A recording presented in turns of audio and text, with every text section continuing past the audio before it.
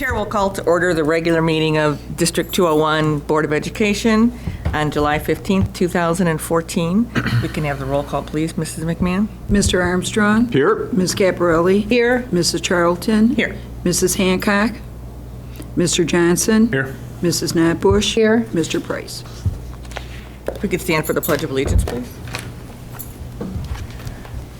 I pledge allegiance to the flag of the United States of America and to the republic for which it stands, one nation, under God, indivisible, with liberty and justice for all. First item on the agenda is approval of minutes. The chair will entertain a motion to approve the minutes of the June 24th, 2014 regular meeting of the Board of Education as presented. So moved. Second. All in favor? Aye. Any opposed? The chair will entertain a motion to approve the minutes of the closed session of the June 24th, 2014 regular meeting of the Board of Education as presented. So moved. Second.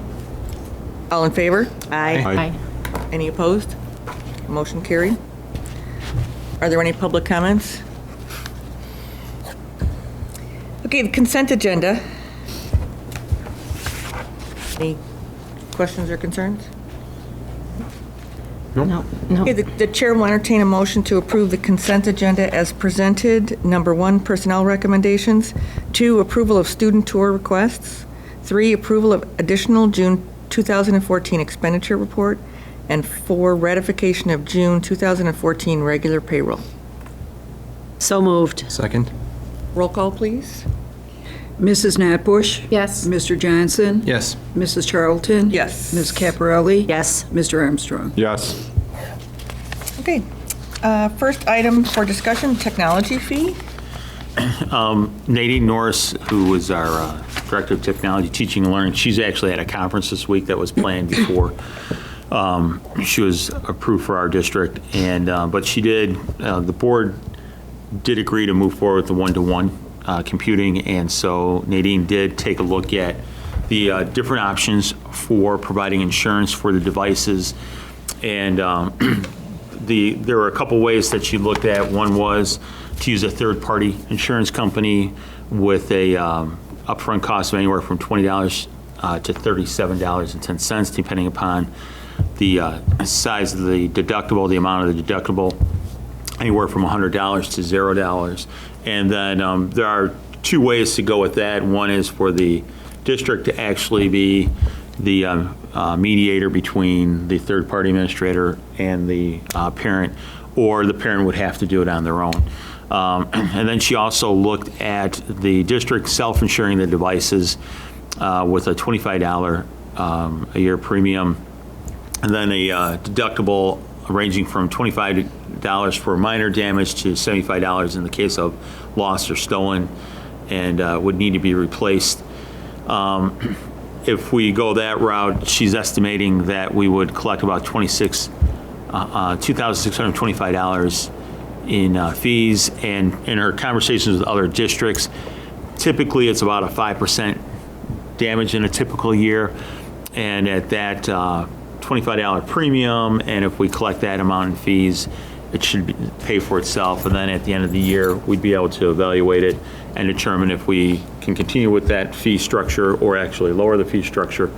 But it's her recommendation that we, provide our own insurance. And then there are, with the parents, obviously if a parent qualifies for fee waiver, that would be a fee that was waived. And then we've also had some discussion about what happens if a parent refuses. And there's 2 ways you can go with that. One is then obviously if something were to happen to the device, the parent's responsible for the full cost of the repairs or for the replacement. Or some districts have, when it's the parent doesn't pay the fee, then the device has to remain in school at all times, so the student doesn't have that opportunity to take it home. So those are 2 different directions we can go with that.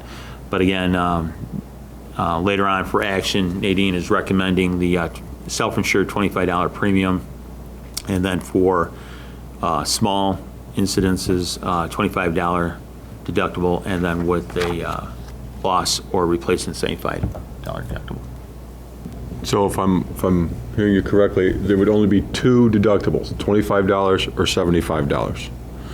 And are we requiring the insurance for the fifth graders, even though the device will not be leaving the building? We do not have to require it. I mean, we can, that's one option that the board can do, is just have it for sixth grade. And then for the devices that are staying in the building, they don't need to be charged for that. That was my question too, because this loan agreement is just for junior high. Right, right. And Gary, the incidents, it's $25 for the first incident. If there's a repair, $50 if you have subsequent. And then if it has to be replaced, it's $75 or $100 for subsequent incidences. So are you saying it's 25 on the first time, and that covers the repair? If it happens again, it goes up to $50? Right. Right, and if it has to be replaced, it's Then it would be 75. 75. The first time, 100 if you So lost it- a second one. Okay. And if it's a matter of being stolen, then a police report needs to be filed. Okay.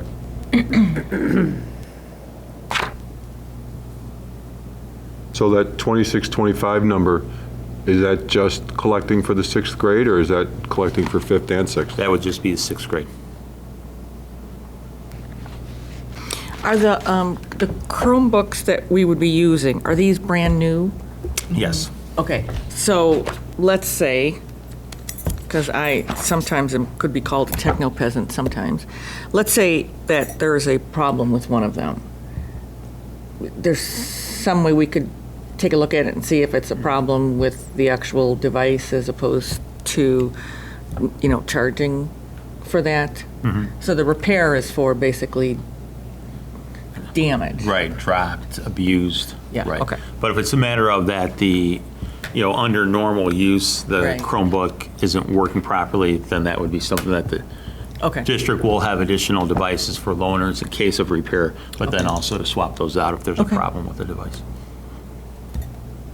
So Kevin, Chromebooks, does that replace the kids' current?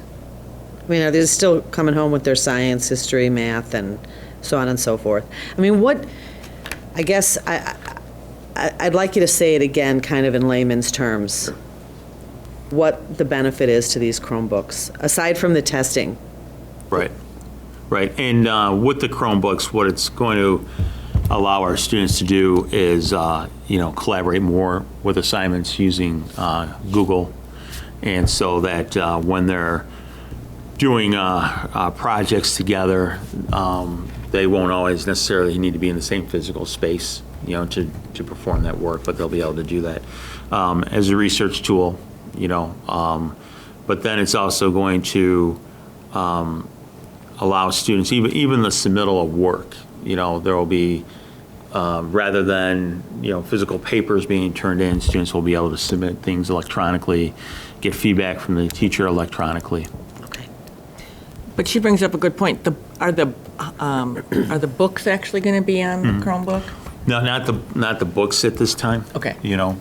Because that's a different licensing issue. Okay. For that. And then as we start introducing the Chromebooks, we had mentioned this, I think this was actually a suggestion from the board, but, having a parent meeting to let parents know, this, as a result of this one-to-one initiative, this is what you can expect to look different in regards to your child's education, and this is probably what you won't see change. And so they're, so that, if the student has their Chromebook and they say they're doing their homework, the parent knows, okay, yes, they're doing their homework, they're just not on there, playing, but they're actually doing something. Right, thanks. That would never happen. No, not. One more question, just following up on something we had previously talked about. Is there, with the Chromebooks, do they get some kind of a case or such, just for ease of transportation of sixth graders? I believe they do come with a protective Okay. case covering, yes. Okay. And then you're going to go out and buy a fancy one. That you might go and buy a fancy one, yeah. Well, And for families that qualify for the fee waiver, they will be waived any. Right. Any Thank fee, you. including the insurance fee. Okay. What about repair fees, if things happen to it? Again, it would probably depend upon the nature of what occurred, and that would probably have to be looked at case by case. Sure. There are sometimes we know that it truly can be an accident, and we'll work through that with the family. But there are also times where it can really be, more abuse than it was a true accident, and we can handle that. And probably in some of those cases, similar to a student who damages one of our books on purpose, versus normal wear and tear. Okay. I did have one more question. With regard to policing, someone's family doesn't pay, and did you say you keep then the Chromebook from the child? The child doesn't get the Chromebook? Right, it stays in school. So then how would that work after hours? I mean, if the family refuses to pay that fee, then really it's the child suffering, right? I mean, is that kind of the motivator?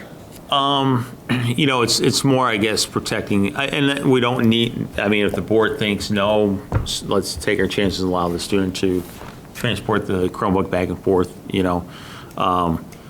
they would still have access to technology at the library that they could, work with that. And then even, staying after school, they'd still have that opportunity. So there probably are ways to work through that. But if we think that, no, we're not going to do that, we'll take our chances and allow them to still leave with the equipment. We can do that. Yeah, I don't necessarily, I just would hate to see that tool being removed. Is there another way to penalize? Well, I guess it's always going to be penalizing the child, whether it's, a detention or something along those lines. But I guess it's always going to be the child, isn't it?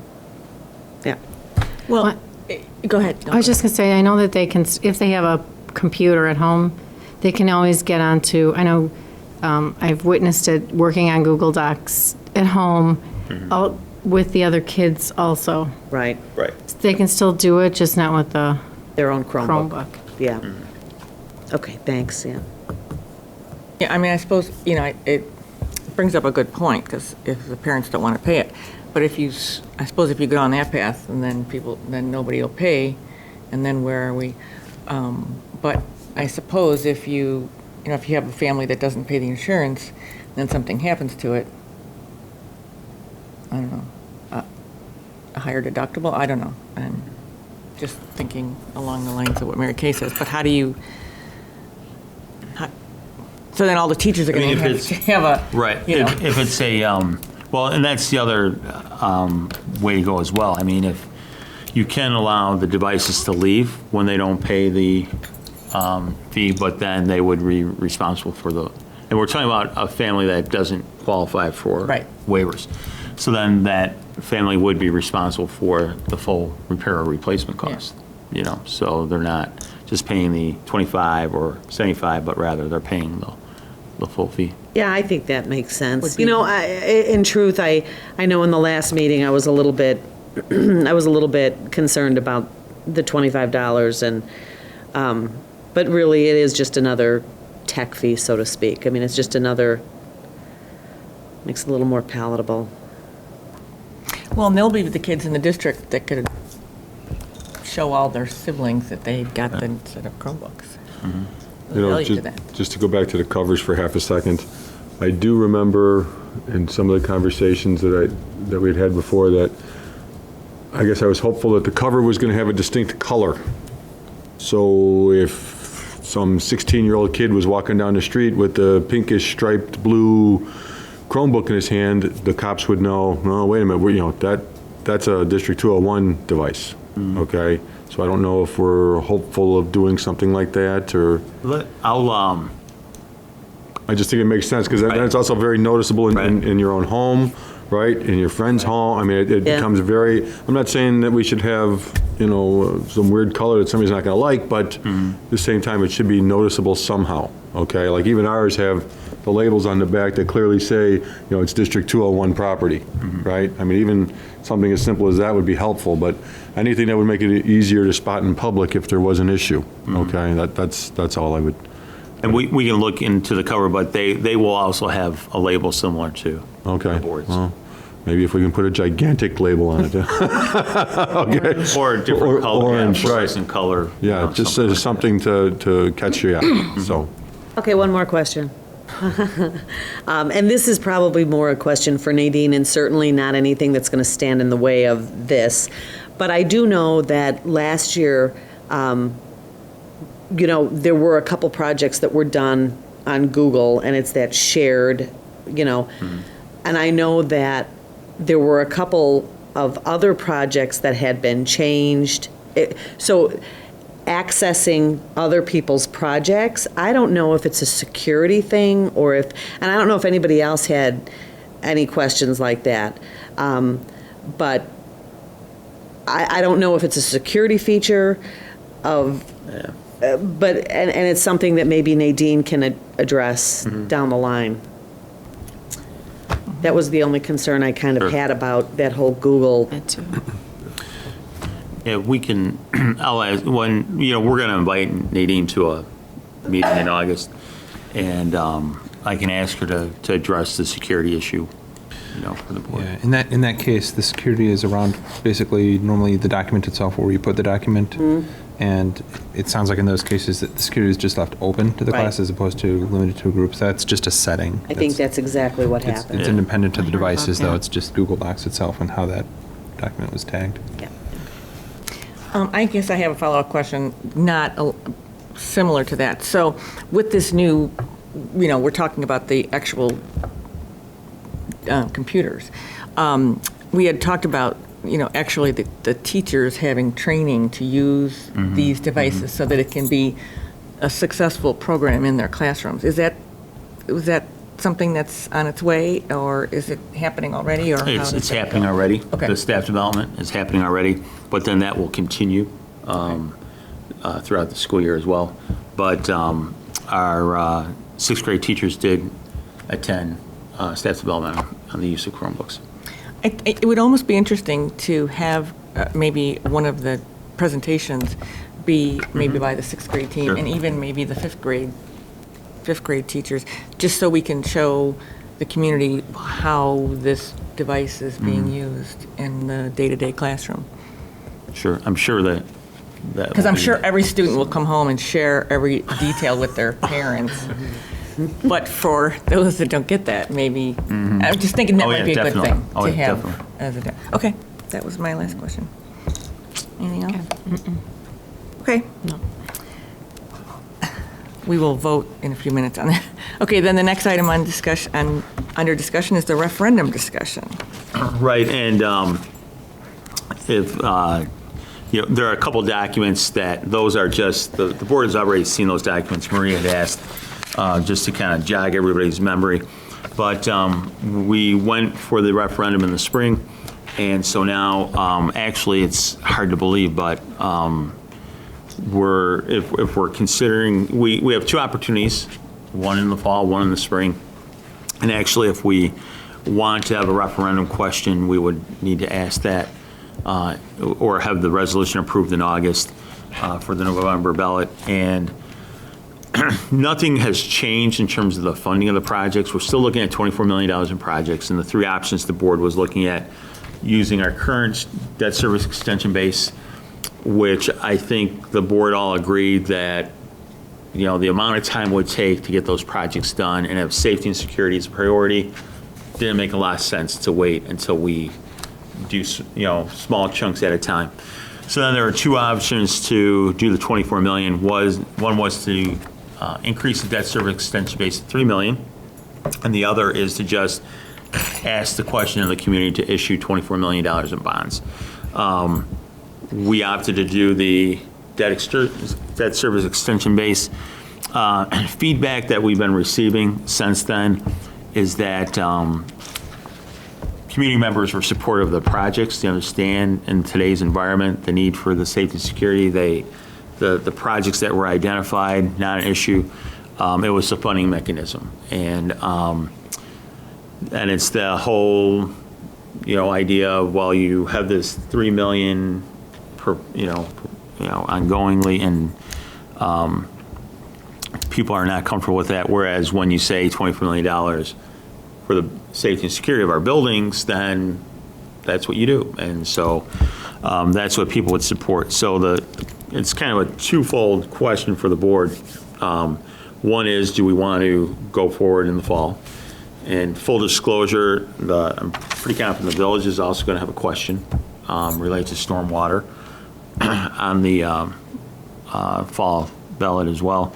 And then the other question is, do we think we want to go with the same question, or do we want to go with asking the question about the $24 million bond issuance instead?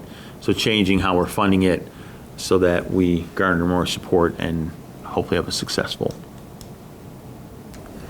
Well, certainly, I think if at a minimum, we should change the funding mechanism. It was the biggest complaint I heard out there, and I think the community spoke loud and clear that they were not interested in extending the debt service extension base. I'm mildly concerned, and is that just the excuse they used to say no, so that they could say no to the projects or not? But there's only one way to find that out. So I would hope that changing the way it was funded would swing more votes, but it's obviously going to take an awful lot of swinging to get that to change. So I'm actually uncertain if we should do it in the fall or not. I don't know for sure. I agree with Gary. As I've talked to people, many people expressed the same thing to me, that they were concerned about the funding mechanism, even though, as we talked about, and especially you, Kevin, so eloquently explained to everybody, it just seemed like that seemed to be the toughest hurdle. So again, I almost, I feel this kind of the same way. I feel like I want to make sure that we get that question out there again. But the one thing that I think people weren't really aware of, like, we all who go into the buildings on a regular basis know what they look like, but I would almost like to, I guess we can say this as board members, we can't advocate for votes, but it would almost be good to see, like, real live pictures of what it is we're talking about. I don't even know if maybe a handheld video camera showing the coming and going at both Manning and Miller, walking through the classrooms in the high school without the walls, or something like that, as a visual for people to actually see some of these issues that we're talking about.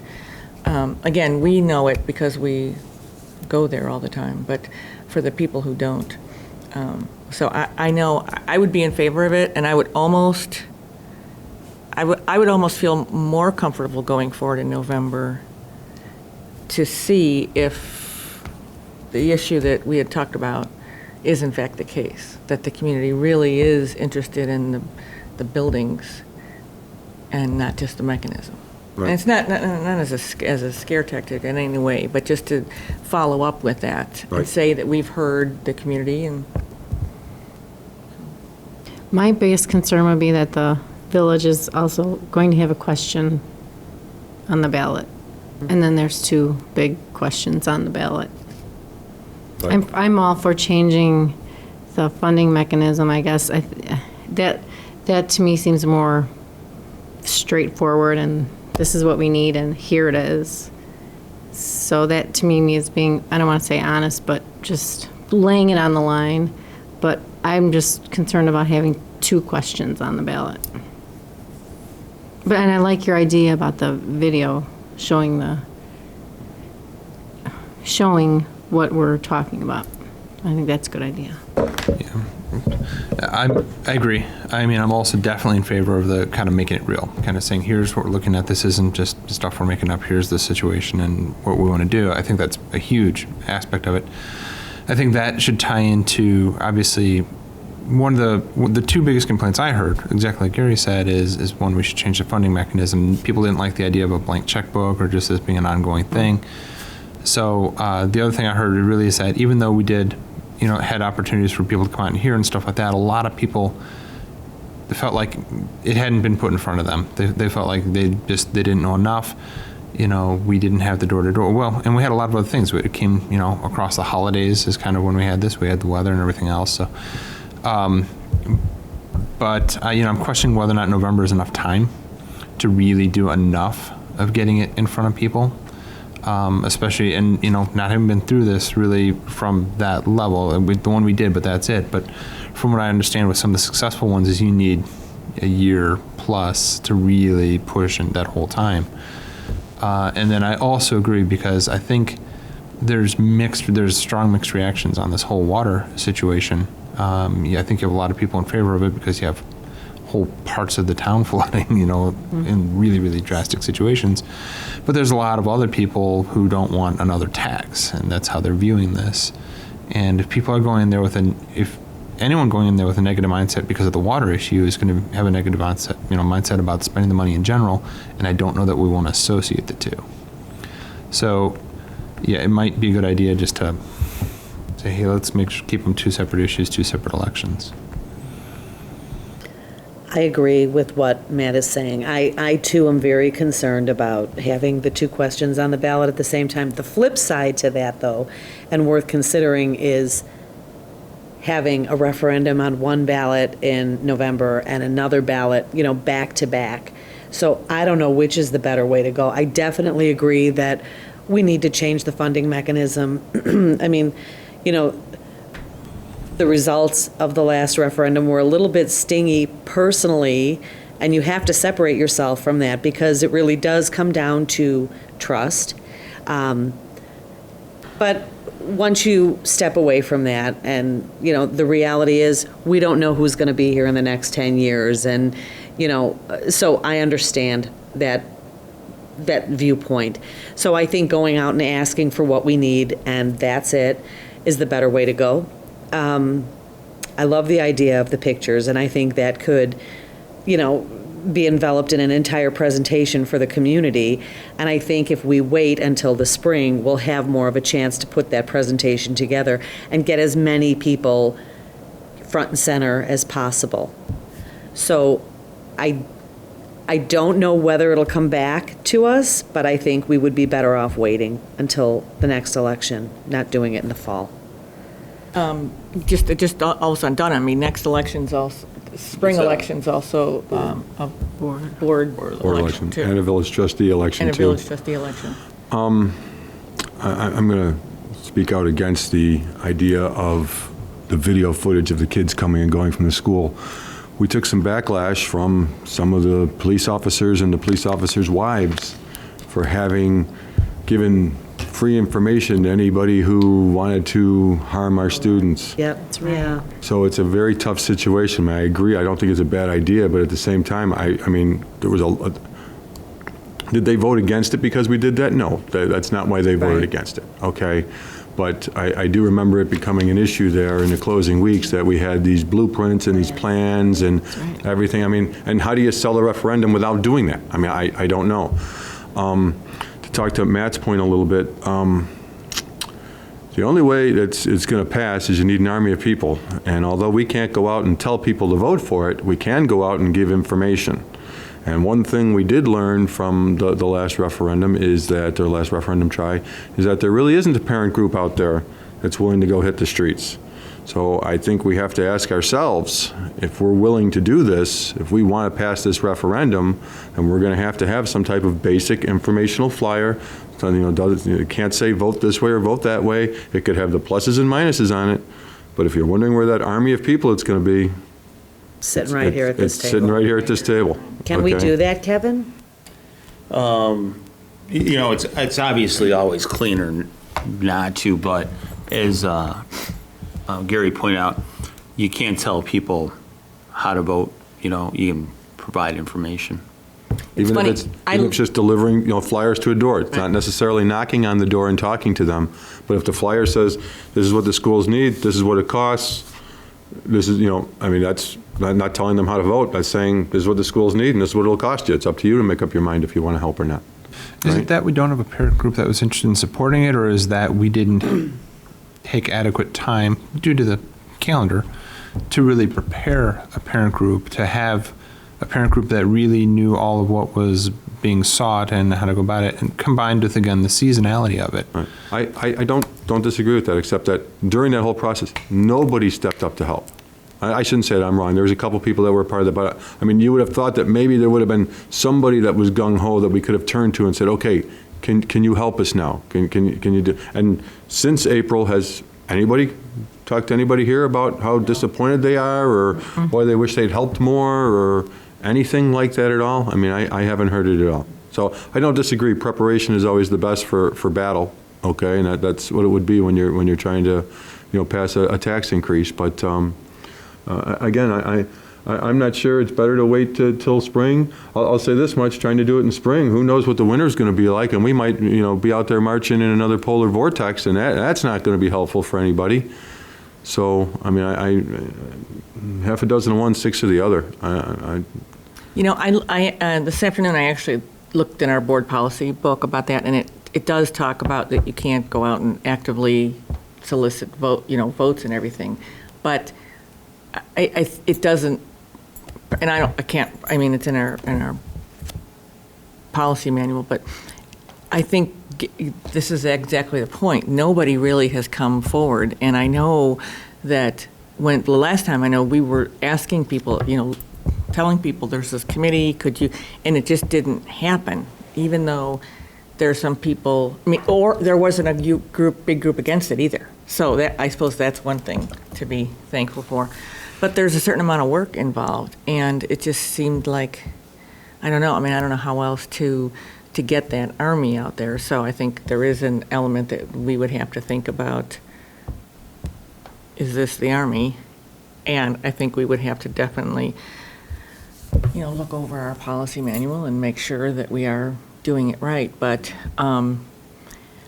the other thing that I was thinking is, Gary, you did bring up a good point about that. But the question I have is, one point about the blueprints is one thing, but I think it's almost, I definitely remember an IASB conference going to it, and they really talk about how to really pass a referendum. And they had they showed the two differences, one person standing there talking about it, and then they actually had like a video showing what they're talking about. And I don't know how. We certainly don't want to, tell the whole wide world that our buildings are not safe, because they are. Our point is to try to make them safer. Mm-hmm. So how do you try to make them safer if you don't tell them what safe is, Because they are safe, and I think we've done more measures in our schools. There's still some schools that don't have cameras and things in them to be rung in. So I don't know. It's a tough place to walk down, but when you talk to people, there's people that don't comprehend what the high school walls look like. They Right. don't comprehend what that would be in a lockdown. See, I think that would make a better video, not necessarily talking about the safety, okay, but showing them the open concepts of the classrooms in there isn't really talking about safety. You can mention it in the end, but you can mention learning environments, better areas for students, and yes, then we'd be able to put corridor doors in that could lock down in the event of emergency. Right. Right? Right. Okay, you could, but showing them like front door entrances I think would not be a good thing, as much as it's very, very important to do that. I just think the right perspective on doing it would be better than just saying, hey, here's the front door to Manning, and look at this, you walk in and you have access to everything. I know we have to get that point across, but I think that would really rile some of those people back up again to do it that way. But showing the learning environments and the improvements to the learning environments would be huge. Well, but how do you do that when I don't know. a good deal of the money is going towards? I agree. It's a difficult proposition. And again, the reason I say that is because how many years have we heard from parents to please do something about Right. the I entrances. agree. So how do you say that there's an issue with the entrances? How do you address the issues that the parents and community members have about entrances, and yet And yet not show anybody what you're trying to do. talk about? I know. And so I guess it's like anything else. I guess you have to kind of pick Mm-hmm. what. Well, I'm sorry, unless somebody else has something to say. Well, what are we looking at, and I'll get to why I'm asking this in a moment, past the April election? Like, are we, Oh, there's a chart in there. Yeah, there's, It's, in one of these packets, there's the, I'm sorry, I didn't hear the question, Matt. What were you I was asking? wondering it's if, the, What if you comes look after at the October 8th one. is Here it October? is. Or is Right it- here. After So April. it's April and then March of 2016. So it'd be another year. The year. Right. Reason I ask is, it might be easier, and not, obviously not that any of us want to push it out, but it might be easier to get backing for it and to get people involved with it and things like that, riding the momentum of some of the things we're going to be able to really publicize next spring. So once we're able to really say, put some of the things that we're hearing now about the high school's performance and stuff like that, really saying, hey, here's how we're stacking in Illinois, here's how we're stacking nationally, stuff like that. Really saying, wow, look what an incredible job Westmont's doing at really improving the schools. Really getting attention on that, that might create some interest and momentum that people say, hey, let's beef these schools up. That might be something that's easier to take and work with. Right now, we're doing amazing things, but we're still kind of battling somewhat of a negative perception in a lot of areas. And people might feel like, am I throwing good money after bad? Well, if we're saying, hey, look what's happening in these schools, let's make the school building live up to, what we're doing inside it, that might be a much easier I agree, sell. but aren't we going to have those numbers earlier than the spring? Well, I think Well, it's kind of a mixed bag, I think. we'll have our, we know, and I'll talk about a little bit in my superintendent's report. Obviously, we know the number of tests taken and how many students pass the test and those types of things. And right now, we're estimating where we'll fall in those rankings, but those rankings won't come out until the spring, and then it's official. So right now, we talk about the probability of where we'll end up. When in spring?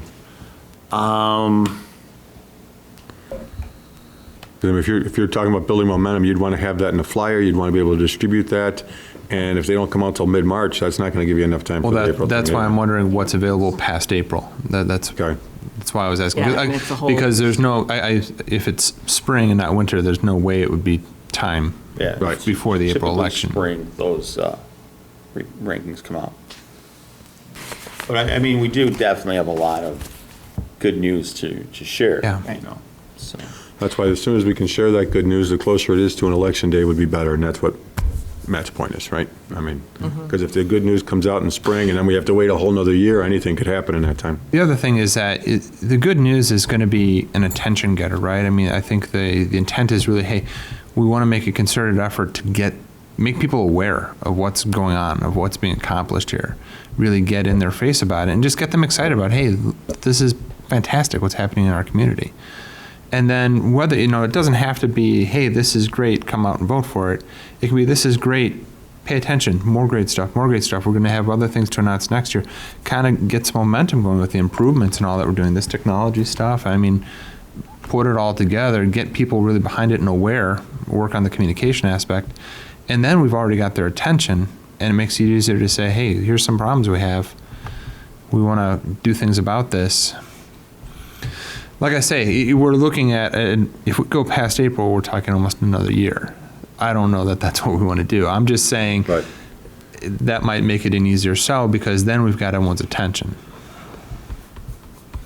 Well, I think what we need to do, honestly, is, and it's possible that one of the reasons we didn't have a lot of support was because certainly the debt service extent, it's a little confusing. I mean, it's confusing, I think, for most of us at this table, but for parents to try to absorb that, a parents group to try to absorb that, it may be a little bit easier to digest if we're looking at $24 million, and this is exactly why we're looking at this money. So I think we need to take that first step and decide how we want to frame this and then cast the net and see if there are any parent groups or parents that are interested in joining the parent group, because we may get a much different response the next time.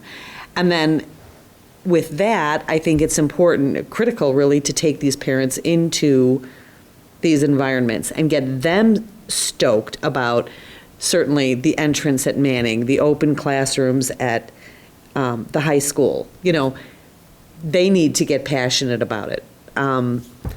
So, you know, I think we need to take that first step and then cast that net and see what we can come up with. I think people, obviously, the stormwater is a major issue in Westmont. The school's a major issue in Westmont, you know, that safety aspect, this referendum. I do think it's important that we wait till April. I don't think we should wait longer than that. There are going to be people who will say, well, you know what, if they're doing this great with open classrooms, then what do they need to close the classrooms? Yeah. You know, I mean, you can go either way with that, you know. I think in a lot of minds, hey, they're doing great things in the school, give them more money, and let's see it get even better. But there's going to be the other, people are going to think the other way too. So, you know, well, that's just about it for me, I think. Well, I have two thoughts on that because, well, it's funny because it's tough to say because, you know, what happens, somebody walks into a ballot and they've got a referendum for stormwater, a referendum for the schools. What do? Flip a coin and then decide who gets it? Or, you know, there's some people that just say no matter what because it's a tax and that's it. I do thank you, at least Kevin, for giving us this information because it gives us a piece of information in terms of, like, let's say the village did theirs and it passed, then what happens in April? Does that mean, like, everyone's like, look, we just gave the community I've got a a slightly tax? different twist to that. Let's say we don't go in November. We decide to wait till spring to let them try to pass the stormwater, then they don't pass it in the fall. Are they going to go again in spring? Well, And there we are in the that same was the- situation that we're talking about That's the trying to next- avoid? That's the very next thing I was going to say, because it would be the same Be the thing. same. Because the stormwater discussion has been going on for quite a while in the village, too.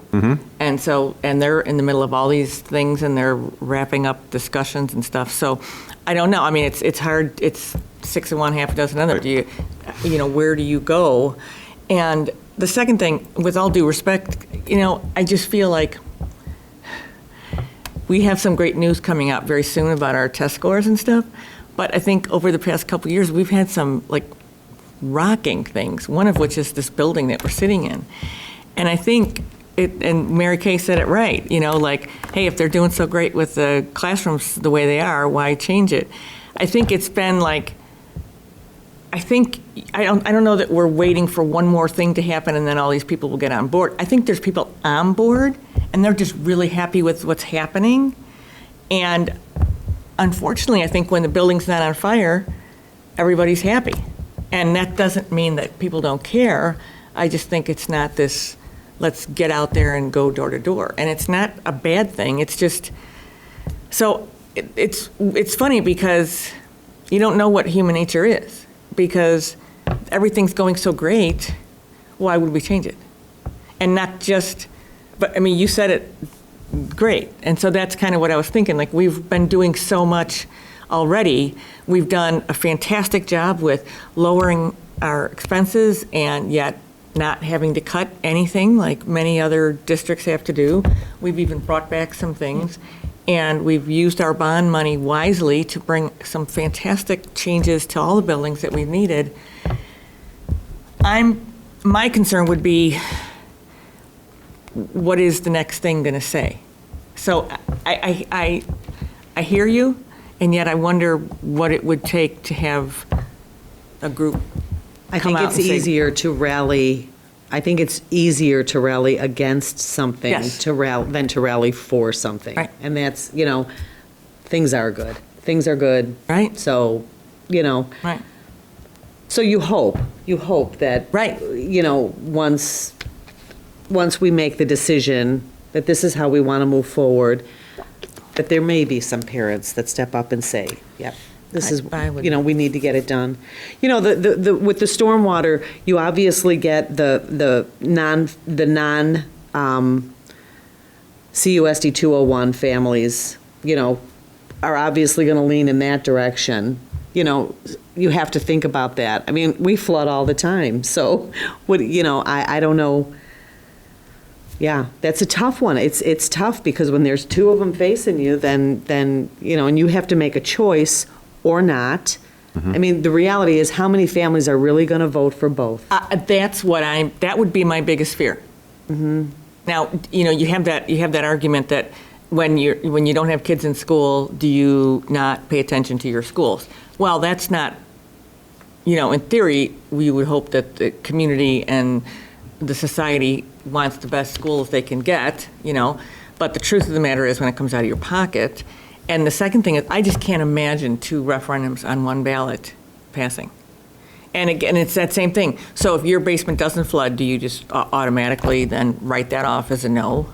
Right. You know, I mean, I certainly have no knowledge about any of the work being done on that. I guess, I don't know.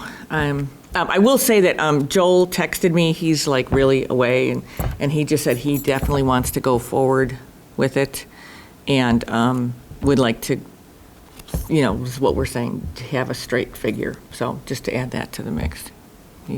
I like to say one thing too. I think we should focus on the safety and security issues, not the, well, let's enclose because it'll be a better learning environment. I think that we need to focus on, I don't mean to scare people, but, you know, that's the issue, is safety and security of our buildings and our children and administrators and everybody in the building.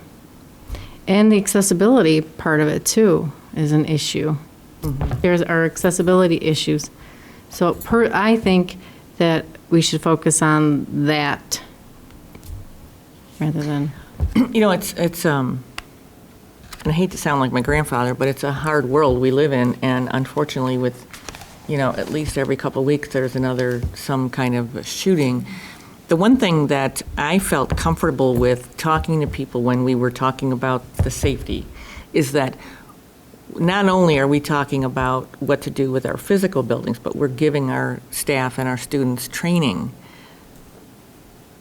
for the horrible what-if situation. So I think from the perspective of safety, I think we have done everything we can so far with the money we have, because we're not reining in money.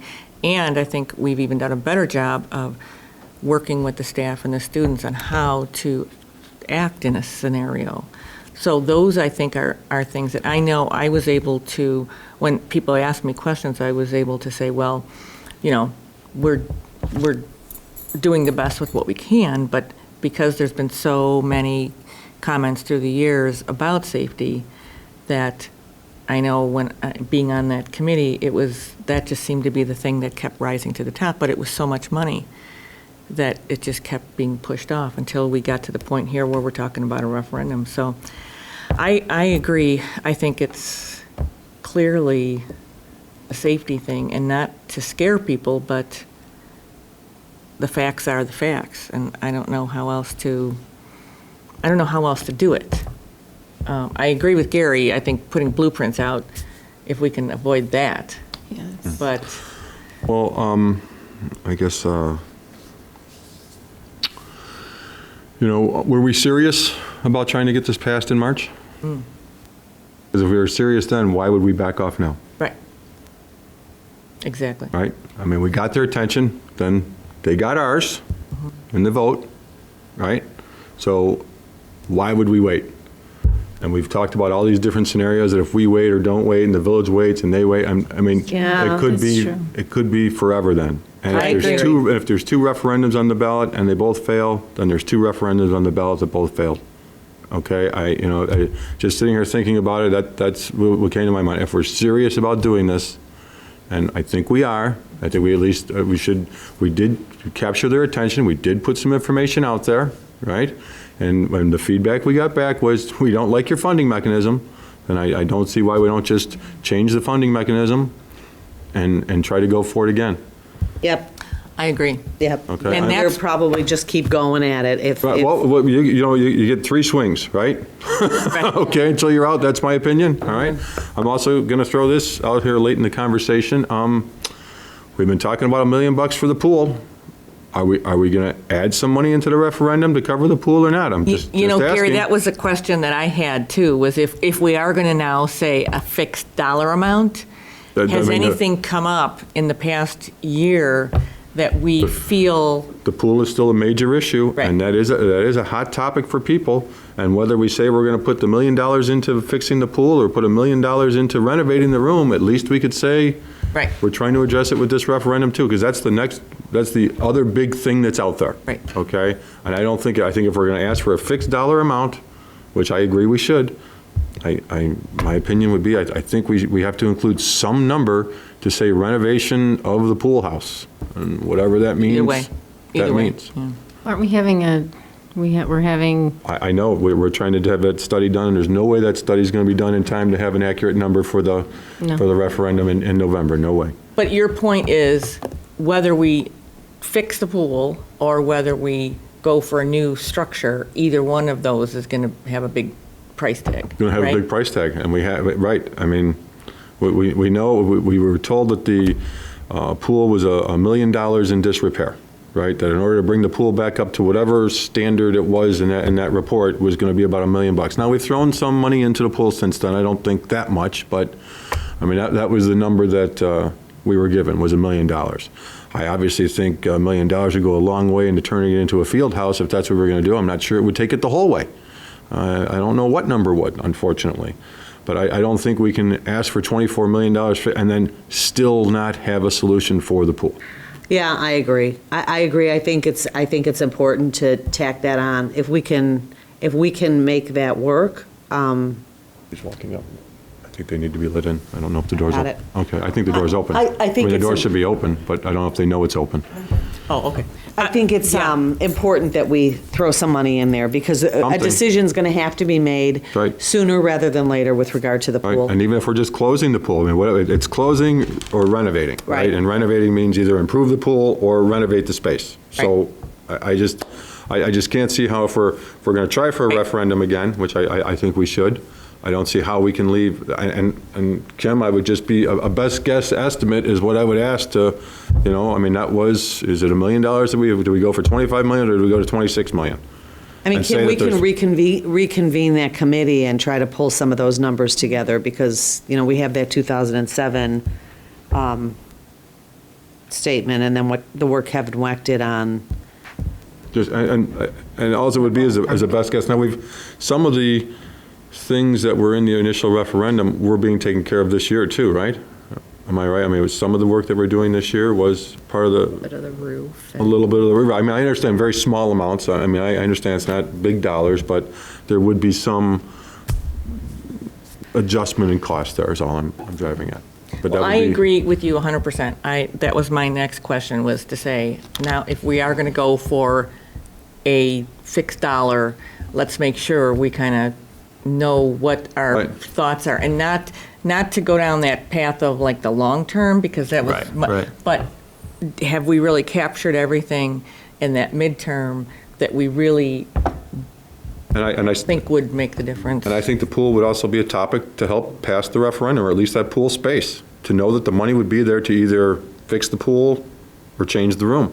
Right, right. It's, And Gary, I back up to the first thing you said. I think that what you said is right. We went for it, and if we believe in it, then that, and I think that's why I would rather see us go for it in November, irregardless of whether the village does, because we only have. all respect to the village, I mean, I want them to No, do their no, things too. I don't mean, no, I'm Right. saying that, who knows what's going to happen? You walk into a voting booth, you might say yes to both, no to both, one or the Right. other. I mean, Right. but I think it's almost like, we've been talking about this for a long time, and yeah, if we're serious, and so part of me feels to go for it in November, because we have most of the work done, other than figuring out what our method of getting that out there is, so. That would be my opinion. I agree. I think we should try for it again in November. I agree. I have a little bit of a concern about tying whatever happens with the pool area to it if we don't have a decision on what we're going to do with the pool area. Because I feel, and I could be wrong, but I feel like there's kind of a polarizing aspect between people that want to fill it in and make it a field house and people that want to keep it a pool. And if we're saying $1 million of this money is going to go to that, but it doesn't, we don't know if it's going to go the way you want or not, I don't know how people are going to take that. I don't disagree with you. I just don't want to pass a referendum, do all this wonderful work on our schools, and still have a pool that's falling apart. I totally agree, and I totally agree it should be baked in. But for me, it's almost a matter of saying maybe that's another reason to wait until April.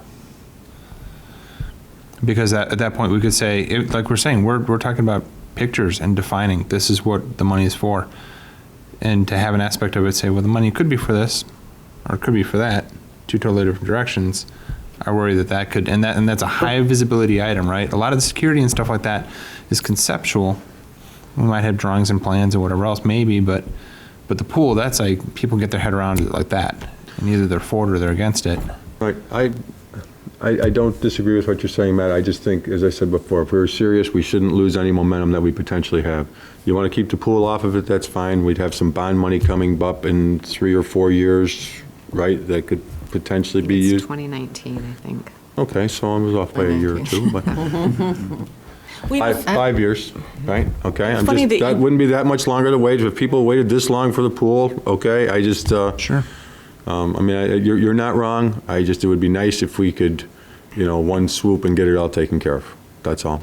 But I don't think we should wait. I Yeah, think the we should go. question that I hear people talk about the pool, it doesn't seem anymore since a couple of our big swimmers are gone, and not that people wouldn't be coming down the path, but it doesn't seem like anybody is really for it or really against it. It's just that this pool is just like this, like half entity, and it's like, that's why it's like one of the hardest things to specify, because it's not really, you can't use it for all the things you want to use it for. So I do find it interesting that you're, and you might hear this, probably because where you live, whether people are for it or against it. I haven't heard that just other than do something. Because I think from conversations that we had when we were going through the horrible budget cuts, there was also a huge need for just space. Mm-hmm. So I guess the other question I had is, if we would wait till April, would we have the information and the vote in time to say, this is what we're doing? I don't know what Steve Cashman's timeframe is to get that study to us, and then to have the pool committee reconvene, and then bring it to the board, and then the board can decide either way. So, but I do find that interesting, if there are people that really do feel one way or the other. And I'm not saying it's not the case, but Sure. it's Okay. something to throw in the And then the other thing I want to throw out is really just a matter of, and I'm saying this from the standpoint, again, of kind of more asking the question than really saying it's one way or the other, is that my impression was that to really try to run an effective campaign for a referendum, you're looking at probably at least a year. Now, granted, we did start, right? We started last year. We've already kind of gotten the ball rolling, so maybe that time counts towards it. But I guess I look at it and say it's July, it's middle of July right now. So let's say in beginning of August, we say, yeah, let's fill this out. Let's get it on for November. That's less than 3 months beforehand. We've got the beginning of the school year. We've got, coming off of summer, all the other things. Parents getting into the new swing of things, kids into the new sports, things like that. Is it going to be that much more difficult? And maybe it will, maybe it won't. I don't know. I'm asking. To get parent groups and other people involved that maybe would get involved. And maybe we're looking at a lack of involvement again. And it wouldn't matter when we do it. Maybe there's nothing. Right. But I'm wondering if that's going to be a challenging time to be trying to engage people. Well, I'll throw this example out for you. The village is thinking about putting a referendum on the November ballot, and they really don't have that much going out there right now, right? But Same they're thing. also- We started, they started, they've had some stuff in the newspaper, we've had some stuff in the newspaper. I just think if we were serious in the spring, I think we just gotta be serious again, and if it comes down to, my children having to go door to door to deliver flyers, I'd much rather they were doing that in October and November than in January and February and March. Because I'm sure they would be good volunteers. You asked the question, and it's a good question. I almost think that maybe the beginning of the school year, with having things starting up, and with a new program like a one-to-one, and news of our AP scores and all that kind of stuff, I almost wonder if that's part of what you were talking about before. That could be that catch. Sure. Look, we got a new school year, the referendum didn't pass before, we've heard our community, we were serious, we Right. want safety, let's go for it. Let's go. We're up, now it's the top of the ninth, and Right. we've laid some of the groundwork. Right. So I mean, it's a good question to ask. And I would That's the say- case, then you'd also maybe almost, we're down to the wire, we're a week and 2 days away, but you'd almost want to be able to have something informative and kind of ready to go to hand people at registration, right? So next Thursday when they're going through, being able to put something in their hands, get their attention. Well, we have to vote on it, so we could do it for the second one. No, it's still the week before. Okay. But you do have, I will say one thing about the start of the school year versus other times. There are so many times that we bring our parents together at the beginning of the year for various, back to school nights, curriculum nights, and different things, that there are a lot of opportunities to get information into, parents' hands, so. That's a good point. One thing I will say about the pool, I was hopeful, and I remain hopeful, that when Steve Cashman comes back with his plan, that we're prepared to act on that, financially, and I don't want to wait till 2019 to make a decision on how we're going to move forward with the pool. The hope is we're spending this money to have the study done, and that when this study comes in, we're prepared to make a decision and to have the finances, the money's available to act on that. And we don't necessarily have to make that front and center in the referendum. I mean, there's a lot of things on our list of things to do. I don't necessarily think the pool has to be front and center on the referendum. It can be included in the referendum. Let's face it, there's going to be people who are very unhappy or very happy with the decision that's made. But a decision has to be made, period. Finally. So I agree that I think it should be part of this referendum. I think we should, Gary, put the money in to this referendum so that we're prepared to move forward when this study is done. That's my sense. I agree that we need to make a decision on it. When we make the decision, we need to be able to move forward. But as it stands right now, without a referendum, right, we have no money to do anything to the pool. I'm agreeing with you. Right, I understand. I'm just saying, so I agree, we should put it in there. But, I mean, Matt's point's not wrong, that without some direction as to what we're doing with the pool, that could be confusing to a voter.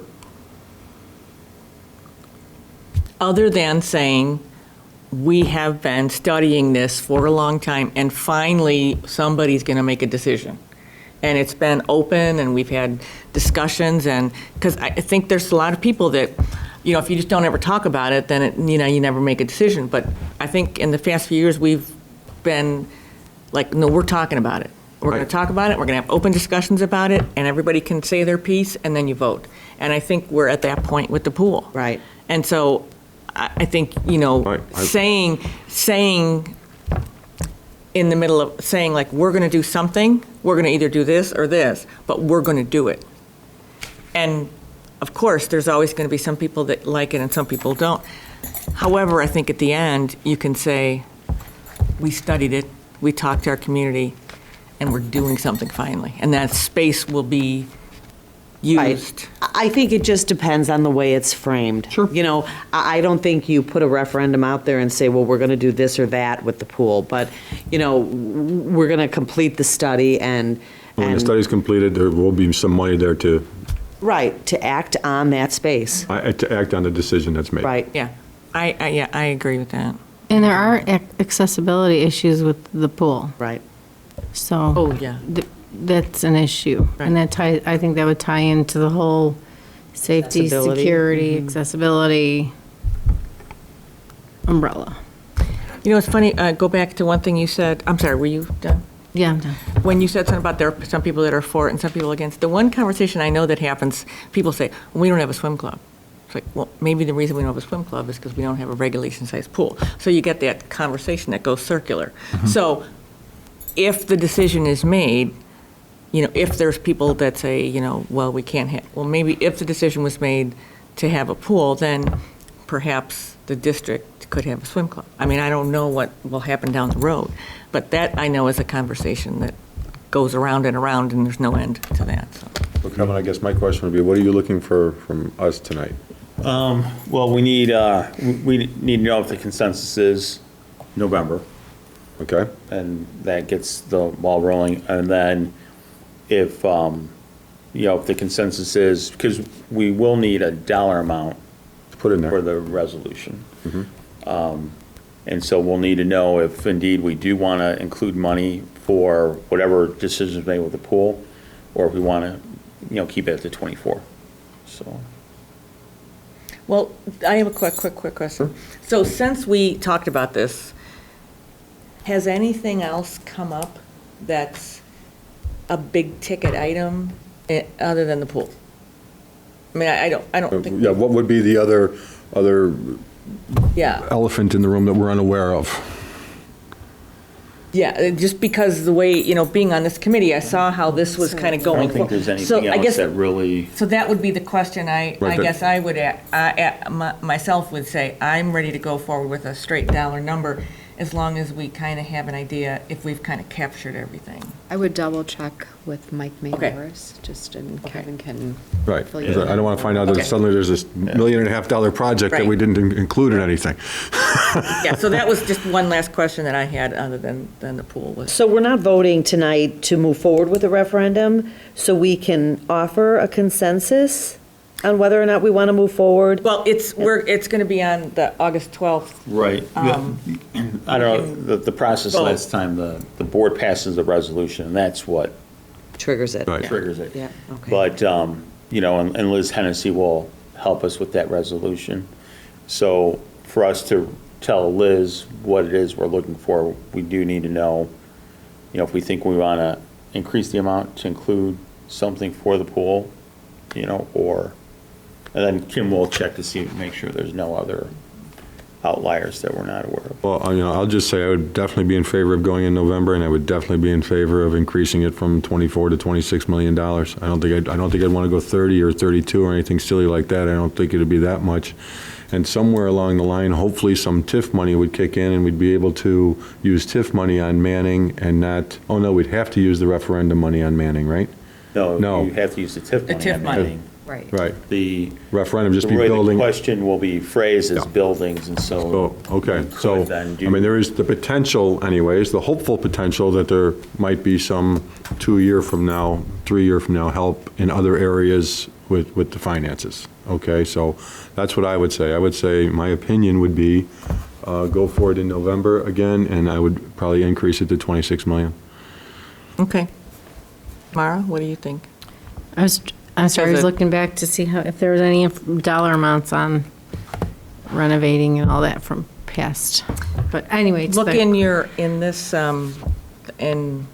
In this. there's a hard copy and there's a copy. Oh, no, of the pool. I was pool. looking for the Oh, I'm pool sorry. stuff, Yeah. so I'm sorry, but So if, I mean, and again, just to be clear, we're not voting, we're just trying to get a consensus of what we're looking at to be ready for August.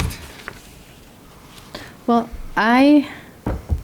initially, I know I said I think that it would be a bad idea, but then after hearing everyone else's input, Gary and, you know, Marie and Mary Kay, I would be okay with having it on the November ballot.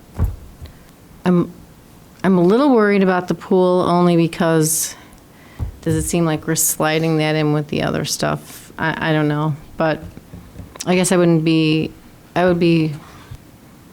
okay with the pool too, as long as, yeah, I guess I would be all right with the pool too.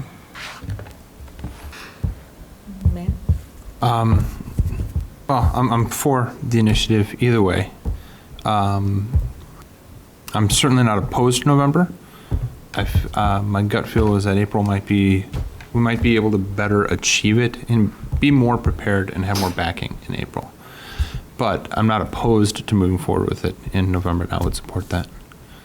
I think something that's going to be important, and this may tie in with some other discussions yet to be had, would be really the ramping up of PR initiatives in general.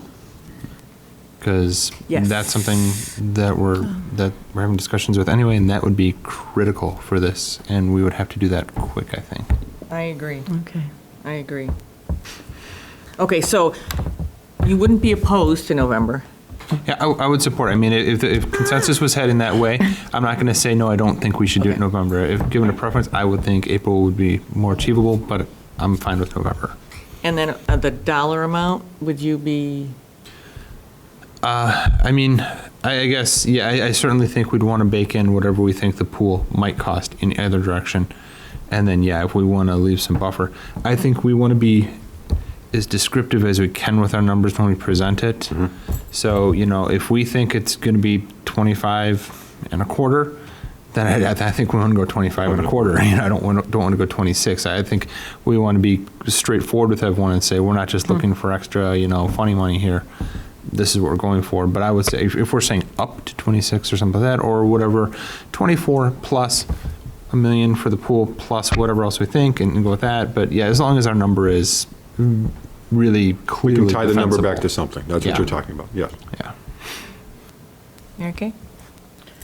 So I did find this pool study, Mara. You did, okay. Yep, so auxiliary gym or a practice gymnasium, the costs they're looking at are between 500 and 2 million. So I would feel very comfortable pushing it up to 26 million. I'm absolutely on the fence about November or April, but again, like Matt, I wouldn't oppose November at all. So, Okay. Okay, thank you. Go ahead. One more thing. What would be the feeling if we went for November and we're unsuccessful? What do we think general? I mean, obviously there's a lot to come back. What kind of feedback did we get? How close were we? Things like that. But general sense right now, are we thinking that kind of like the Westmont pool thing in general, right? This is it. We're going to go for it. And if we get it, we get it. If we don't, we don't. Or, so I mean, if we go in November, like you said with the village, right? The village might do the same thing with stormwater. Maybe they go for it in November, don't get it, and they go again in April.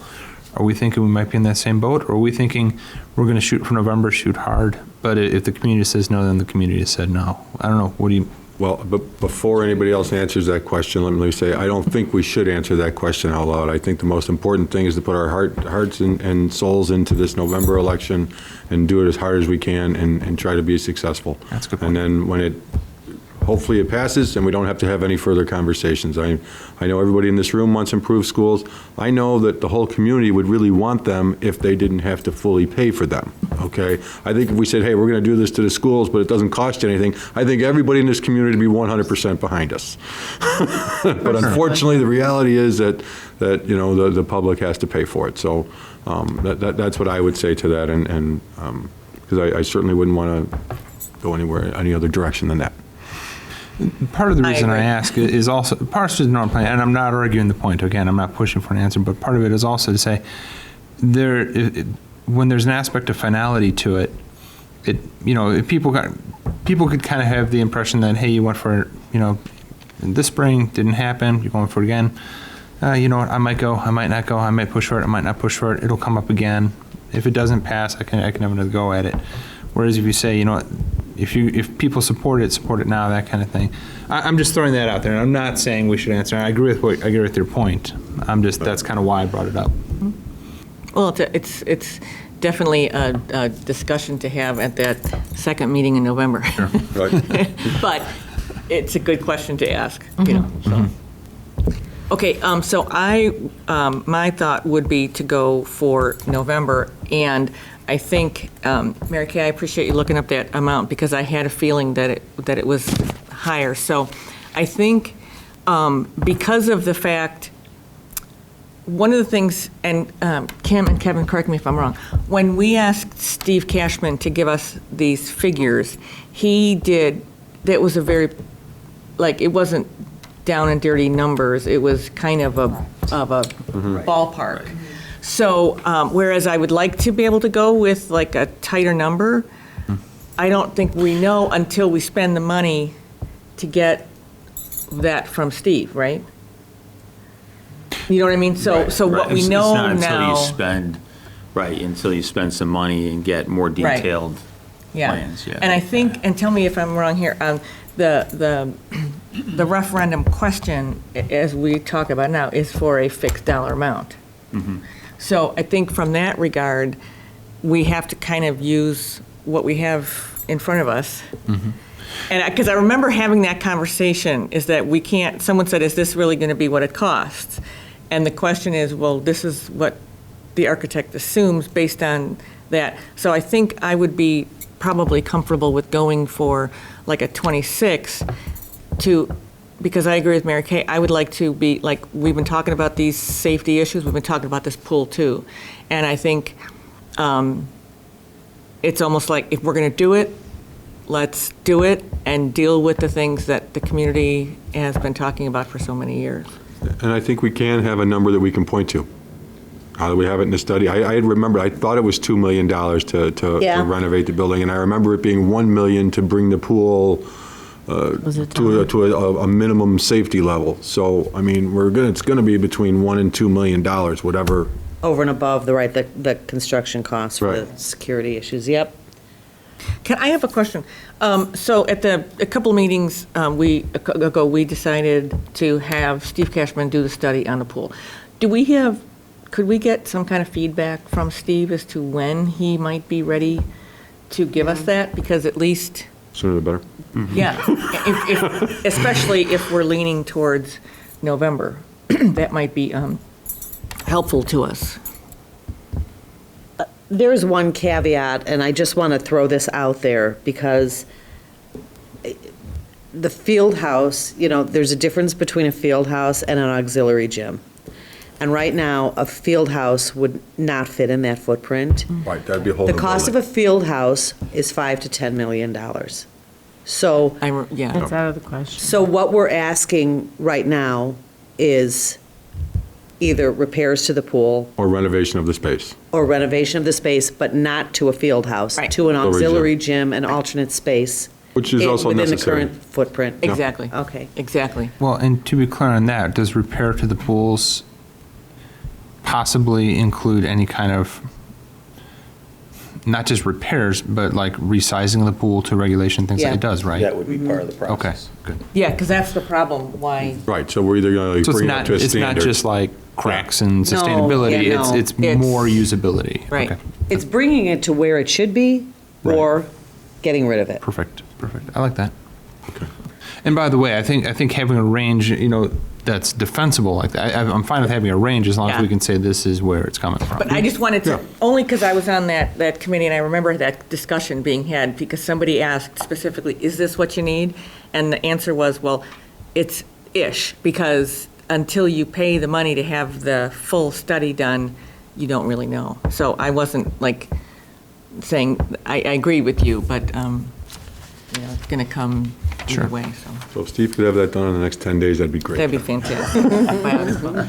So where we're at now then is, we can have, at that August 12th, we can have another discussion and then a vote, and at that point, we can move to have a vote, and part of the vote will be the date of whether we go in November or April. And hopefully our other two board members will be here as well, so, and I haven't heard that they won't, so. Is everybody comfortable? Yeah. You have everything? Yep. Okay. Good. Okay, now we'll move to the action items. Oh. Wait. Don't we have to? Present the budget. We didn't do the budget. Right, Kim's going to present it now, and then the board Oh, okay. will take Now- action on okay. it. Right. Sorry. Okay. First, we're going to discuss the tentative budget. And then I'm the just action. going by the checklist. I was going to say, did I miss something? Gee, would be better if we slide off.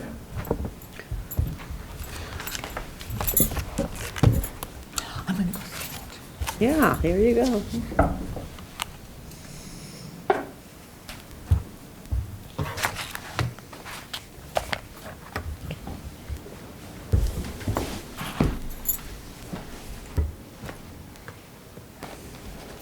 Okay, well, good evening. We have the 2014-15 tentative budget for you to review tonight.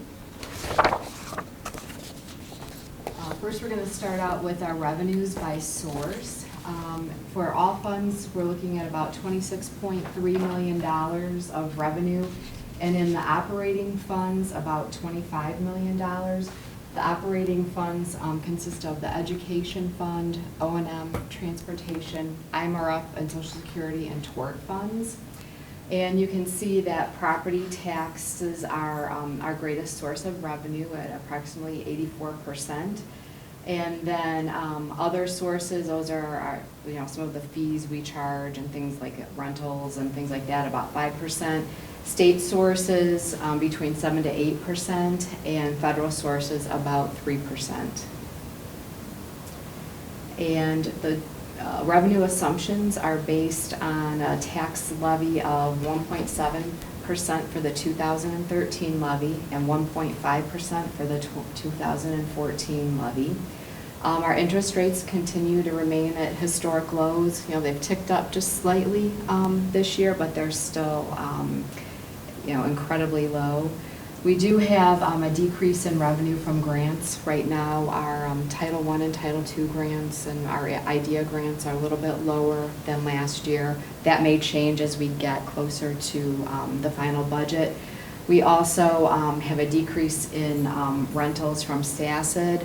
And then also as a result of SACID renting less space, we do receive some reimbursement from them for the personnel in our district that they utilize. So that revenue is decreasing as well. We've taken out, we don't believe we'll have any students that need room and board placement for next year. So that revenue is gone. Subsequently, our expenditures decrease, but again, that impacts our revenue going forward. The expenditures by object, again, about almost 29 million with all funds and 26 million in our operating funds. And again, you can see salaries and benefits, depending if it's all funds or operating funds, are roughly about 70% of our costs. Supplies are about 6%.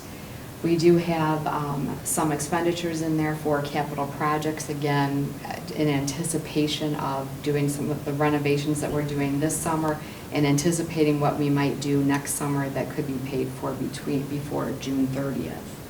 And again, tuition for private placements, about $1.9 million. And we're also doing some non-capitalized equipment of about $200,000.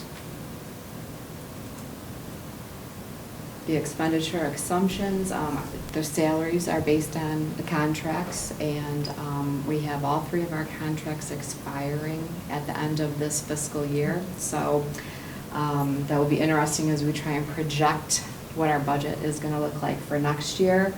Medical insurance is budgeted at the current rates, and those for half of the year, and then at a 10% increase for the remainder of the year. So those rates are good through December of this year, and then in January we'll have new premiums. In the operation and maintenance fund, we have the roof replacement at South in there, and then additional projects that we approved at the prior meeting in there as well. Some of the repairs, the irrigation system and the upgrade to our building access system at the high school are just some of those projects. And then capital projects fund includes the roof replacement at Manning over the gym, and then again the anticipated cost for summer 2014 and 15. Revenues and expenditures, you can see surplus and deficits are detailed. We're looking at about $569,000 in the education fund. This is right on par with what we had projected. And again, we don't have all of our, some of our revenue sources. I'm thinking that, and we don't actually have all of our hires either, so there might be, I'm hoping that when I bring the final budget for approval in September, that number will look a little bit better. Tort, we've got a little bit of a surplus. O&M and our impact fund, again, we said we were going to spend additional monies, so that's not out of line with what we had projected based on the additional expenditures that we approved. And also, there is cushion in there for another bad winter. So I did increase some of our utility costs in anticipation, not really knowing where we're gonna shake out with next winter. And this was the most costly winter we've had in like 4 winters. So it was significantly different than prior years. IMRF, we've got a little bit of a surplus. Social Security, slight deficit, and again, those numbers could change a little bit. Transportation, right now, we're showing about $126,000 deficit. However, my revenue projection is based on what we received this year. We had a lot more special education costs this year. We get that reimbursement for next year, which would be in this budget. So I'm anticipating that that's going to look better once I do that transportation claim and have a better idea of where we're at. Also depends on what the state, what ratio they're going to fund us at, because they have been prorating that. So anyway, that's hopefully worst case scenario, and hopefully it's going to come in better than that. Right now in the operating funds, then about $1 million deficit. And then in the capital projects fund, obviously no revenues, because the balance, fund balance in there is from our previous debt service issues. So that's money that we have, and it's anticipated that we should be spending that money down. We just have to keep 0.05% of our EAV as a balance in there. Again, working cash, we're gonna, that's our interest income. And then fire prevention and safety, again, the money that's in that fund is from prior bond issues. And again, that money is there for projects and should be spent. All right, when we look at our fund balances, again, those are those changes that tie to the surplus and deficit. And again, it's important to know the board implemented a fund balance policy.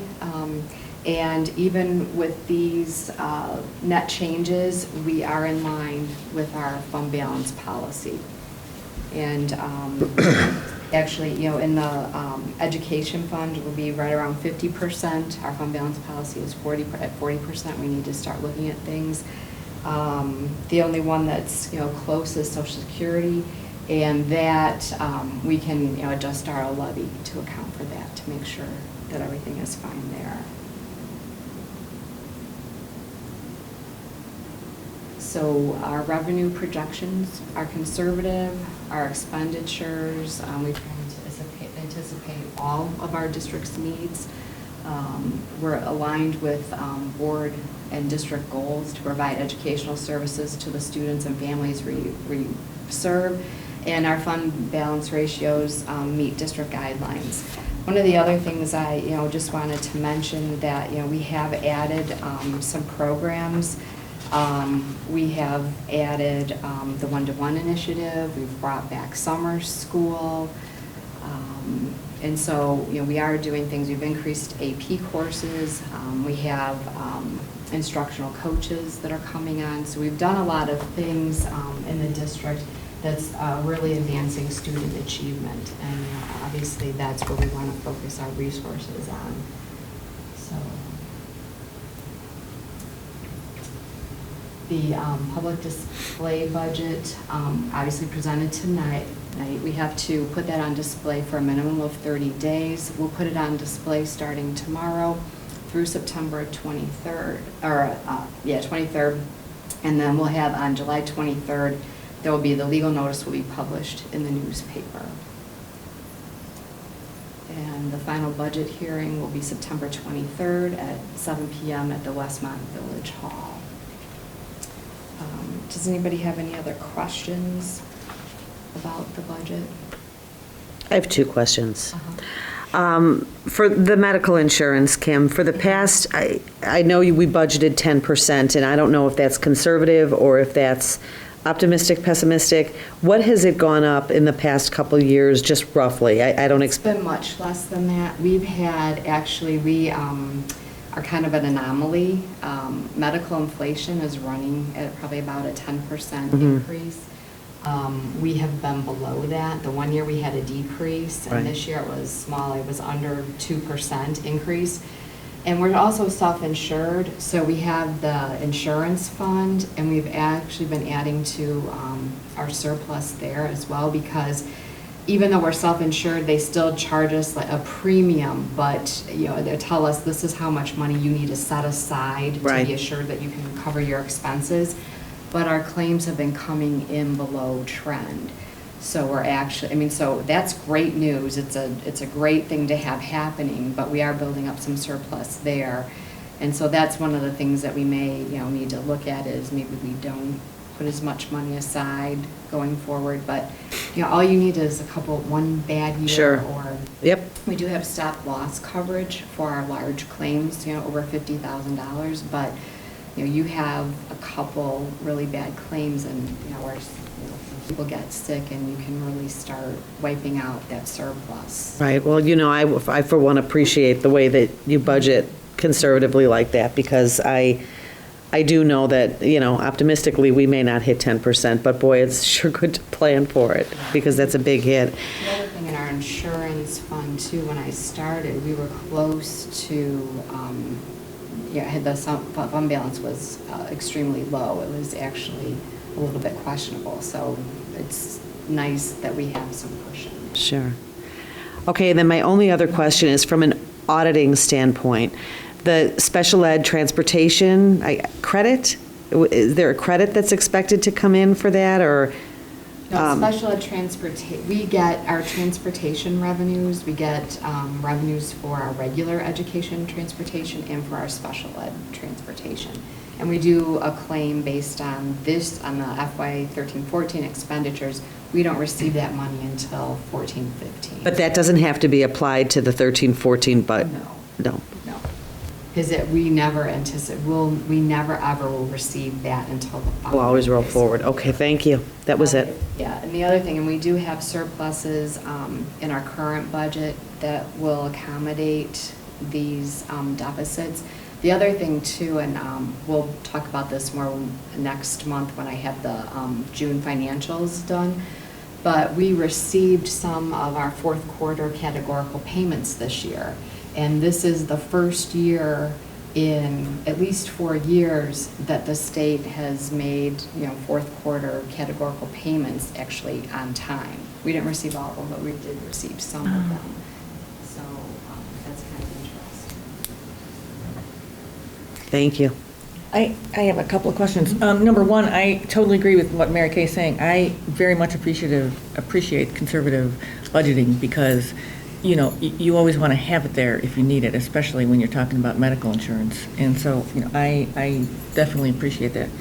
I have a question about the grants that you were talking about. When we're talking about the grant money, are we talking about like all of the grants, like the AP grants and the Title I, or how, is that when you talk about the grants, are you talking about all of them? Well, Or in terms of well, like, because you're saying that most of the grants, Decrease in revenues. the final amounts aren't settled. I know the AP grant, we're supposed to get 45,000, and we have roughly that amount this year, but I can't remember the exact dollar amount. It's 46. Okay. Okay. And the, right now, again, early childhood, you know, the First Start grant, we're anticipating we're gonna get the same amount that we got last year, but again, we don't know. The Title I grants, we have preliminary amounts right now. Typically, we've gotten a little bit more when the amounts are finalized, but again, we don't know. So we budget what we Right. know right now, and those could change. And not that they're all on the same time, but when do you know? Like, when is the date, not like a drop dead date, but is it like spring, Sometimes- summer, fall? No, some, like August. Okay. Maybe end of August, maybe end of September. Okay. October-ish. It varies. It depends on when the state makes some of their decisions and when the federal government sometimes lets them know Okay. allocations as well. And the last question I had was some of the things that you referred to in your memo to us, and you just referred to it here. It is, I think, just astonishing, and I don't think I can say this loud enough, but it's amazing that we can continue to have pretty much a balanced budget, and yet we have, we're conservative with our budgeting, and yet we still have able to bring in programs that are absolutely tied in with student initiatives and that, and even bringing back some that we didn't have in the past. And I think that's a message that is, first of all, I thank you for that, but I think that's one of those discussions that we probably can't ever say enough. Bears So, repeating, definitely. It bears repeating. And just to think about the things that we have been able to do with the money that we have, I think that speaks volume to everybody involved. So, And 3 straight years of a balanced budget, right? We have a surplus, yes. Surplus budget, yes. Sorry, yeah, surplus. I Surplus, apologize, okay. yes. Not just balanced, surplus. We hope to at least maintain a balanced budget, but again, and the things that, really impact that, number one, thoughtful spending, paying attention to how we are spending, utilizing our resources, critical review of the expenditures that, come through the business office for approval. And then the other piece is, obviously when salaries and benefits are 70 to 80% of your budget, that's where, really the rubber meets the road, and making sure that those align with, our levy and things like that is where it's really critical, and that we're not exceeding that. I just have to say, though, it's like when things are brought to the board or when the board decides, like there's something that is critical, or when we're looking at, it's a wonderful process to have our superintendent, our business manager, office manager, and the board be able to have an intelligent conversation about some of these things that, specifically the things that we have added. In terms of that, it's a great place to be, and I think, again, we can't say it enough, that we're not out there cutting things. As a matter of fact, we're working within the framework of the money that we have, and everybody involved should be applauded for that. It's a good place to be. So, thank you for that. Thank you. Thanks. No?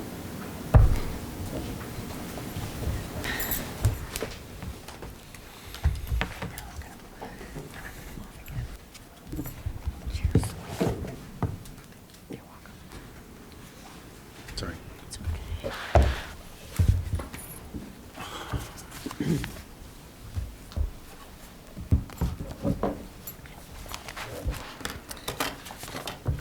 Okay, are we just going to go right to that then? For approval? Okay. Then we will move to approve that. The chair will entertain a motion to approve the tentative 2014-2015 budget as presented, and that said budget will be available for public inspection in the district business office from July 16, 2014 until board adoption on Tuesday, September 23rd, 2014. So moved. Second? Roll call, please, Mrs. McMahon. Mr. Johnson? Yes. Mrs. Charlton? Yes. Ms. Caparelli? Yes. Mr. Armstrong? Yes. Mrs. Knappbush? Yes. Okay. The next item for approval is the July 2014 expenditure. The chair will entertain a motion to authorize and direct the treasurer to pay any bills received in July 2014 that have been budgeted for the 2015 fiscal year. So moved. Second. Roll call, please, Mrs. McMahon. Ms. Caparelli? Yes. Mr. Armstrong? Yes. Mrs. Knappbush? Yes. Mrs. Charlton? Yes. Mr. Johnson? Yes. And the next item, the chair will entertain a motion to approve the technology fee as presented. Which one? The, The self-insured? the. Self-insured? Okay, I'm sorry. Yeah, just wanted to make sure Yes, we were you're- stating it you're- clearly. Yes, that was the item that was, That was Chromebooks? what was recommended. Yeah, the $25 the self-insured. $25 self-insured. Okay, thank you. Okay, so is everybody? Okay, so there's, So moved. Second. roll call, please, Mrs. McMahon. Mr. Armstrong? Yes. Ms. Caparelli? Yes. Mr. Johnson? Yes. Mrs. Knappbush? Yes. Mrs. Charlton? Yes. Okay, superintendent's report? A couple things. One is we're starting to get some of the AP results, and as the board knows, that was a real push at the high school.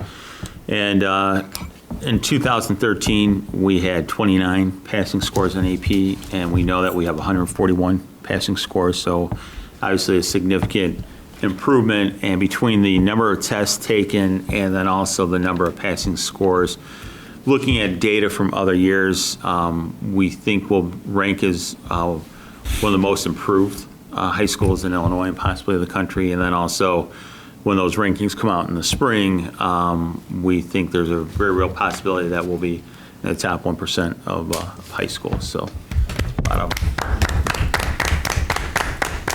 good things happening at the high school. Very good things. And then in terms of registration, just a Can you reminder. just say that again? No. Yeah, I was thinking the same thing, Marie. A little louder this time. As we get, as we confirm those numbers, we'll definitely be getting that. When word I out. put the board update out, I'm going to put it all in caps. Okay. And then just a reminder that our first registration date is on July 24th. We'll be at Westmont Junior High. The hours will be 2 p.m. to 7 p.m. And the pre-registration, the online pre-registration is available and should be completed prior to the 24th. And then our second date for those families who may not be able to make it on July 24th will be August 6th, again at the junior high from 2 o'clock to 7 o'clock. And then I believe in my board update, any board members who can help as you have done in the past, if you can just let Nadine Norris know so that she can anticipate. Yeah, I'll let her know. I'm going to be there on the second day. I'll be there. Yeah, I can do the second one as well. Kevin, can you reiterate when the online pre-registration closes? And will it open again prior to the second registration? I believe it's open until July 23rd. Okay. And then it will reopen after the 24th, but I don't know the exact date it will reopen, if it'll be the 25th or not. But we typically keep it open almost until, Okay. well, the morning of the 24th, we'll print the forms so that we know who has, we'll run the report basically to know who has registered. So we need to close it on the 23rd Got it. in order to do that. And then how far before the August 6th date does it open again? It'll Is it like the it'll same? open like around the 25th. I think it's almost Oh, like the okay, very next okay. day. And then again, it will remain open until August 5th. Until, okay. Yeah. And we always encourage people to pay online with their credit or debit card, because then once they do their residency and visit the school tables, then they can go and if they've already paid, so. Also, paying online saves them a lot of time. That's right. Yes. Yes. The one question I had that people had asked before, it seems like, there's some people that show up at registration that haven't done any of it and stuff. Can there be some kind of a line for those that have pre-registered and those that have not? Because that seems to be some kind of confusion just from being at the last That's a good point. Yeah, That, that was- right. So there seems to be like They one wait in line. the, they wait in the that line, then they everybody- find out they have to go back and register, is what Right. you're saying. Right. I know especially- we're going to have some sort of sign there that says, hey, have you done this? Right. And do you have, and also for residency check, do you have all these things Right. with you? Right. If you don't, you should turn around and. Because it seems like, we're telling everybody, do all this to make it easier, and then you get there and then you got to stand in line behind people who are still trying to figure out if they can use their library card or whatever, So it would be kind of nice to have like kind of an express lane or something for those that have done all that and stuff, so. Other than that. Okay, Kevin, anything else? No, that's it. Okay, are there any board reports? Okay. Are there any public comments? Okay, then, first, well, we just went over the registration dates, so the next school board meeting, August 12th, at 7 o'clock, back at Westmont Village Hall. So the chair will entertain a motion to enter closed session for the purpose of discussing collective bargaining, personnel issues, student discipline, and probable litigation. So moved. Second? Roll call, please, Mrs. McMahon? Ms. Caparelli? Yes. Mrs. Charlton? Yes. Mr. Johnson? Yes. Mrs. Knappbush? Yes. Mr. Armstrong? Yes. And there will not be a vote after closed.